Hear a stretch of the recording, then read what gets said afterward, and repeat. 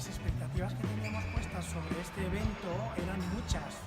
porque bueno, no es cualquier cosa organizar un evento para Naciones Unidas, pero desde el minuto uno, cuando entramos aquí por primera vez, comprobamos que eran muy buenos los profesionales y no ha habido ningún problema. Es que no es que se hayan cumplido las expectativas, es que la creatividad,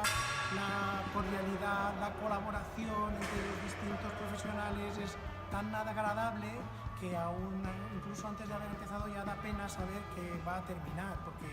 el ambiente con todo el mundo aquí es cercano, familiar y yo te digo ya casi que entrañable.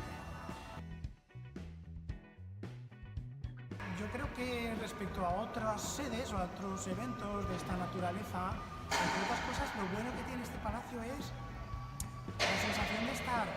muy cerca del aeropuerto. En cuestión de 5 o 7 minutos estamos en el aeropuerto sin ninguna complicación, y a la vez somos parte de la ciudad de Valencia, lo que hace que cualquier persona que venga de fuera, bueno, atienda sus necesidades profesionales, esté en estos eventos, pero sienta la tentación gozosa de acercarse hasta la ciudad o hasta la playa, y entienda todo ese arco que genera la ciudad de Valencia hoy, que es desde la misma orilla del mar hasta este palacio con todo lo que ello implica dentro, los paseos en la ciudad antigua, el mercado central,